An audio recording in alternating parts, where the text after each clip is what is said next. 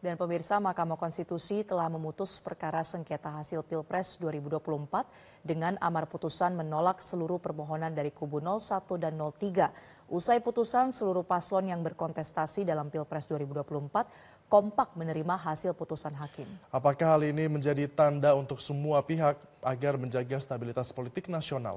Kita akan bahas hal ini bersama dengan pakar komunikasi politik Gun Gun Herianto. Selamat pagi, Mas Gun Gun. Selamat pagi Mas Febrian, Mbak Marcel. Ya Mas Gun Gun, ini kan kita sudah lihat ya bagaimana semua paslon menyatakan menerima hasil putusan MK. Bahkan sudah ikut memberi selamat kepada Presiden dan juga Wakil Presiden terpilih Prabowo Subianto dan juga Gibran. Apa yang Anda bisa lihat dari sikap mereka ini, Mas? Ya tentu saya mengapresiasi ya para pihak yang kemudian pada akhirnya bersepakat soal proses demokrasi di Indonesia itu kan pilarnya adalah pilar politik dan pilar hukum gitu ya. Ini yang disebut dengan sistem demokratik dan etos demokratik begitu ya. Meskipun tentu apakah nanti catatan-catatan sampai pada demokrasi kita itu berjalan di prosedural saja sampai ke substansial atau tidak. Itu kan persoalan lain ya. Tetapi memang ketika misalnya semua orang menghormati tahapan pemilu, mulai dari proses awal sampai kemarin puncak pencoblosan di tanggal 14 Februari, kemudian ada sengketa perselisihan hasil pemilu di Mahkamah Konstitusi, ini kan koridor yang dipakai adalah koridor hukum, karena kita memang negara berbasis hukum atau berlandaskan hukum. Nah, ketika misal putusan Mahkamah Konstitusi menolak dan menghormati, artinya memang ada kedewasaan bersikap, kedewasaan bertindak. Meskipun tidak menghilangkan sekali lagi ya catatan-catatan sangat kritis yaitu pada proses hingga kemudian akhirnya putusan Mahkamah Konstitusi itu keluar. Sebagaimana kita ketahui, Mahkamah Konstitusi itu kan memiliki 3 jenis amar putusan ya. Pertama itu amar putusan biasanya tidak dapat diterima. Kemudian kedua itu putusan yang dikabulkan. Kemudian yang ketiga itu putusan yang ditolak gitu ya. Nah yang kemudian kita dengar hari kemarin itu kan menolak seluruh ya dalil-dalil para pemohon yang kemudian terutama dari 01 dan 03. Proses ini tentu menjadi semacam akhir ya prosedural, sekali lagi akhir prosedural dari rangkaian proses sebelum kemudian nanti presiden terpilih dan wakil presiden terpilih itu dilantik pada tanggal 20 Oktober 2024 dan kemudian agenda berikutnya adalah setelah dilantik tentu akan ada transisi pemerintahan ya dari era Pak Jokowi ke era Pak Prabowo. Yang jelas menurut saya Mbak Marcel dan Mas Febrian ini memaknai dua hal.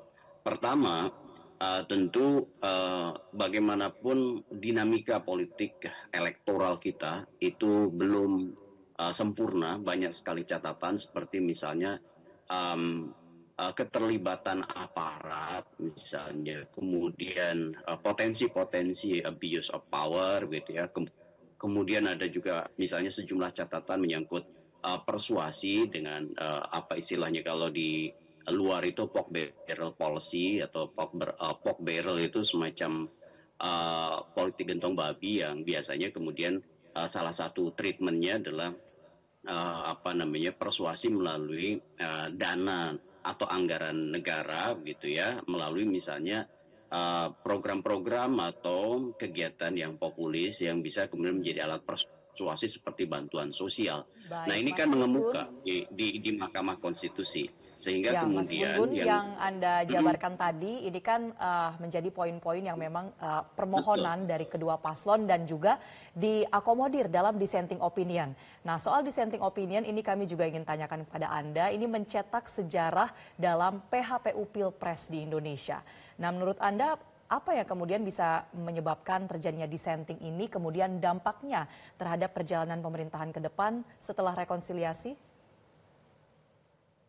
Iya, dissenting opinion ini tentu menjadi semacam catatan di mahkamah gitu ya, karena berarti putusan itu tidak bulat sebenarnya kan. 5 menolak, kemudian 3 dissenting opinion. Ini juga menjadi catatan menarik di Mahkamah Konstitusi. Jumlah yang dissenting opinion cukup banyak ini menjadi penanda atau semacam ekspresi simbolik ya. Selain tentu substansial, itu menyangkut catatan-catatan dari serangkaian proses panjang dinamika elektoral kita yang butuh perbaikan-perbaikan di masa mendatang. Sebenarnya kan ketika misalnya 5 dari 3 tidak banyak mengubah amar putusan mahkamah untuk menolak. Ini kalau ditanya konsekuensinya, tetapi bahwa 3 dissenting opinion ini menjadi semacam catatan kritis dari hakim mahkamah sendiri gitu ya. Yang kemudian kalau kita bicara rekonsiliasi itu kan proses lain menurut saya di luar mahkamah, difasilitasi lewat ragam pernyataan-pernyataan elit politik ya, pimpinan partai politik, kemudian juga perjumpaan-perjumpaan mereka, sekaligus nanti mungkin juga komunikasi politik yang kemudian memungkinkan mereka bertemu dalam konteks misalnya agenda-agenda ke depan. Contoh ya, agenda paling dekat itu adalah agenda pembentukan pemerintahan. Nah, siapa yang kemudian misalnya ikut gerbong pemerintahan baru dari mereka yang awalnya berada dalam koalisi berbeda. Sebut aja koalisi 01, koalisi 03, kan ada sejumlah partai yang kalau disatukan 01 dan 03 itu jauh lebih dominan dibanding mereka yang mengusung capres-cawapres terpilih. Posisinya kan 43, 45, sekian gitu ya. 45 gabungan dari 01 dan 03. 02 tentu dengan posisi 43% sekian itu butuh komunikasi dengan kekuatan di luar ya, koalisi yang dibangunnya pada saat proses kandidasi hingga proses kemarin Pilpres 14 Februari. Sehingga pembentukan pemerintahan membutuhkan renegosiasi dengan kekuatan-kekuatan lain. Kenapa? Karena saya bayangkan kalau dengan posisi yang saat ini ada, tentu akan sangat berat bagi Prabowo Gibran ya untuk menginisiasi sekaligus mengeksekusi ragam kebijakan yang mungkin prioritas yang diharapkan bisa mengakselerasi program-programnya pada saat mereka sudah dilantik. Gitu. Ya, Mas Gun-Gun, meskipun ini putusannya sudah keluar namun tidak bulat karena ada 3 hakim MK yang menunjukkan dissenting opinion. Awal pun demikian, sebenarnya tataran elit dari partai politik dan juga masing-masing paslon sudah menerima putusan hakim MK tersebut. Nah, kalau Anda melihat hal ini, apakah masih ada peluang adanya pro kontra yang akan terjadi di tengah masyarakat sama dengan tahun 2014 yang lalu, Prof? Maksud kami, Mas Gun-Gun. Kalau pro kontra sudah pasti akan selalu mengiringi apapun putusan yang diambil oleh Mahkamah Konstitusi. Kenapa? Karena pada dasarnya kan memang masyarakat, terutama pemilih, itu kan sudah terpola berdasarkan kongsi-kongsi politik yang ada. Contoh misalnya para pendukung 01, 2, dan 3. Nah, sekarang yang paling penting adalah bagaimana menciptakan suasana yang kondusif, bahwa ekspresi kekecewaan atau ekspresi misalnya kegamangan, kalau dalam bahasa akademik itu akan muncul yang disebut dengan cognitive dissonance gitu ya. Jadi banyak kan pemilu itu melahirkan situasi di mana ada keberbedaan antara apa yang dipikirkan dengan yang dirasakan oleh pemilih. Nah, tentu para pendukung 01 dan 03 itu tidak akan pernah puas. Kenapa? Karena dalam catatan mereka tentu banyak sekali sejumlah persoalan ya pada saat misalnya Pilpres.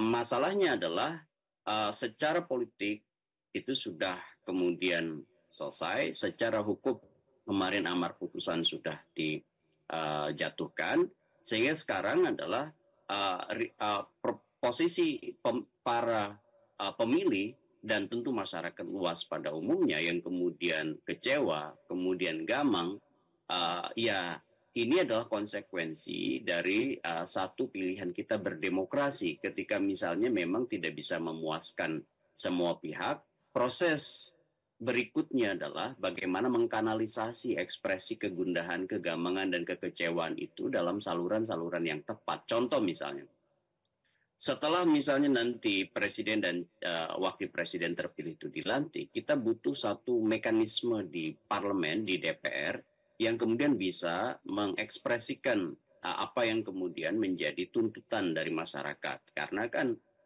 kalau semua partai berada dalam koalisi pemerintahan menjadi the ruling party begitu, ya tentu suara-suara yang kemudian berbeda, suara-suara yang kecewa itu tidak akan pernah teraktualisasikan. Ekspresi simbolik mereka akan tersumbat. Sehingga saya tentu sangat berharap PDI Perjuangan misalnya itu tetap bisa berada di luar kongsi, tidak menjadi bagian dari the ruling party begitu ya.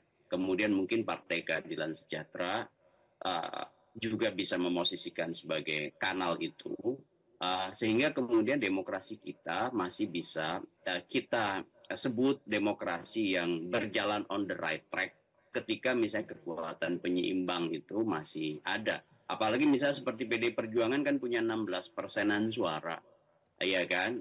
Itu tentu akan menjadi lokomotif dari suara atau sebut aja kanal ya suara dari mereka yang kemudian mungkin berbeda ya dengan Prabowo dan Gibran. Kebijakan-kebijakannya bisa disoroti, kebijakan-kebijakan bisa dikritisi, kemudian ada semacam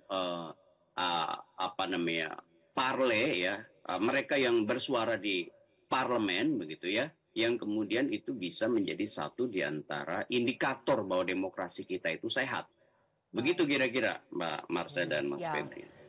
Mas Gun-Gun, selain mekanisme nanti yang akan berjalan di DPR soal siapa yang kemudian bisa mengambil posisi sebagai rekan kritis begitu ya Mas. Bagaimana dengan pemenangnya sendiri, Pak Prabowo, Mas Gibran, apa yang bisa dilakukan mereka untuk meredam? Sejauh mana mereka sebetulnya diharapkan merangkul pihak-pihak yang kalah dalam kontestasi?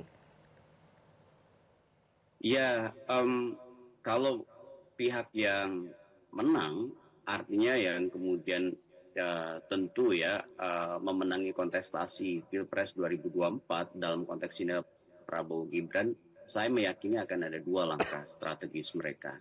Pertama, mengintensifkan komunikasi politik ya, terutama di wilayah negosiasi itu dengan kekuatan yang saat ini tidak berada di line up ya. Kongsi politiknya. Kan bagaimanapun kita tahu bahwa fragmentasi kekuatan politik seperti saya sebut tadi menunjukkan kebutuhan ya pasangan ini mendapatkan mitra baru dalam koalisi pembentukan pemerintahan, karena di Indonesia itu kan koalisi berjalan 2 tahap. Misalnya koalisi dalam kandidasi, kemudian yang kedua adalah koalisi dalam pembentukan pemerintahan. Sebagaimana kita ketahui dan saya sudah jelaskan tadi secara faktual gitu ya, bahwa koalisi dalam proses kandidasi itu hanya kemudian pasangan Prabowo Gibran itu didukung oleh 43,17%. Sementara kongsi dari luar artinya 01 dan 03 itu 45,41%. Nah, posisi ini tentu akan menyulitkan bagi Prabowo sehingga dia butuh partai lain. Contoh misalnya, yang sekarang diintensifkan kan salah satunya adalah berkomunikasi dengan Partai Nasdem. Nasdem itu punya 9,66%. Sehingga kalau 43 secara matematis ada tambahan 9,66%, itu kan sudah 52,83%. Ini contoh ya. Dan tentu Prabowo juga akan berkomunikasi misalnya dengan PKB begitu ya. Tentu akan berkomunikasi dengan P3 meskipun P3 mungkin tidak punya kursi parlemen meskipun sedang masih proses, karena setelah sengketa perselisihan hasil pemilu Pilpres itu akan ada perselisihan legislatif ya, mereka yang kemudian bertarung dan punya sejumlah catatan persengketaan hasil pemilu, dan apakah P3 nanti akhirnya kemudian kembali ke parlemen atau tidak ya, dengan persentase yang menurut saya limitnya tidak terlalu atau gapnya tidak terlalu besar dari parliamentary threshold ya, atau ambang batas perolehan suara untuk duduk di DPR begitu. Mas Gun-Gun, kalau kita melihat dinamika pemilu 2024 ini begitu fluktuatif. Nah, Anda melihatnya, apakah ini menjadi pelajaran berharga bagi masyarakat kita agar lebih matang ke depannya dalam menerima dinamika perpolitikan khususnya pemilu di masa mendatang, Mas Gun-Gun? Ya, tentu ya. Ini pemilu di era demokratis pasca 99 itu kan kita berada di rezim, sebenarnya rezim reformasi gitu ya. Salah satu hal yang patut kita syukuri dari reformasi itu adalah keterbukaan. Jangan sampai kemudian arus sejarah itu memutar balik ya. Keterbukaan menjadi otoritarianisme. Jadi kalau kemudian kita memberi catatan penyelenggaraan pemilu dari waktu ke waktu dari 99 sampai 2024 itu betul seperti Mas Febrian tadi sampaikan fluktuatif ya, baik dari sisi penyelenggaraannya maupun dari sisi budaya politiknya gitu ya. Yang kalau kita lihat indeks demokrasi, salah satu yang selalu masih poinnya rendah itu kan civic culture ya. Dan ini tentu disumbang oleh banyak hal. Kita juga tidak menutup mata proses-proses pemilu kita yang masih permisif terhadap aktivitas vote buying ya, atau sebut aja misalnya politik uang, itu juga tentu menjadi agenda bersama selain imparsialitas penyelenggara pemilu gitu ya, yang kemudian ini bicara soal electoral proses ya. Karena kalau kita bicara pemilu tidak hanya aspek hilir ya yang disebut dengan electoral outcomes, tetapi juga harus kita bicara electoral law, hukum, aspek hukum itu mulai dari undang-undang pemilu dan turunannya. Kemudian ada electoral management, ini saya bicara soal bagaimana tata kelola, mulai dari tahapan sampai ragam aktivitas yang dikelola oleh KPU dan Bawaslu, ya termasuk juga DKPP. Nah, hal-hal seperti ini kan butuh yang disebut dengan penguatan-penguatan. Salah satu pilar penguatan itu menurut saya adalah eksekutif yang akan terpilih nanti. Dan puncak-puncak dari hierarki otoritas eksekutif ada di presiden dan wakil presiden. Makanya siapapun presiden dan wakil presiden terpilih jangan memutar arus sejarah dari kebebasan menjadi otoritarianisme. Ini pesan pertama yang sangat penting. Kenapa? Karena pada saat misalnya demokrasi membutuhkan kebebasan, bukan otoritarianisme, maka itu yang harus dijawab dan dibuktikan oleh presiden terpilih. Kemudian yang kedua, tentu ya di luar hal-hal yang sangat teknis, menyangkut kepemiluan, ini menyangkut prosedural, itu juga partai politik menurut saya harus memperbaiki proses institusionalisasi politik di tubuh partai. Salah satunya adalah proses kaderisasi dan penguatan-penguatan partai, terutama misalnya keuangan partai, ya termasuk juga kelembagaan institusi partai yang tidak bergantung pada hanya satu orang atau yang disebut dan bersifat personal centric. Nah, salah satu ini proses-proses inisiatif yang bisa memperbaiki demokrasi kita kan di situ. Kenapa? Hampir seluruh ya ruang demokrasi kita disuplai sumber daya manusianya itu dari partai. Kalau partai lemah, apalagi misalnya distrust gitu ya, maka salah satu problem serius dalam konteks demokrasi kita itu ada di situ gitu. Makanya kemudian kalau kita mau memperbaiki dari hulu ke hilir, proses pemilunya diperbaiki mulai dari hukum, kemudian manajemen dan prosesnya. Kemudian yang kedua, secara umum juga persoalan hulu lainnya adalah keberadaan partai politik, begitu, Mas. Baik, Mas Gun-Gun, ini catatan kritis yang sangat dibutuhkan tentunya untuk iklim berdemokrasi kita ke depan. Tapi dalam jangka waktu dekat kita harapkan semua pihak bisa kembali merajut persatuan ya, Mas Gun-Gun. Terima kasih banyak Direktur Eksekutif The Political Literacy Institute sekaligus pakar komunikasi politik Gun-Gun Herianto telah bergabung bersama kami. Jelajahi cara baru mendapatkan informasi. Download Metro TV Extend sekarang.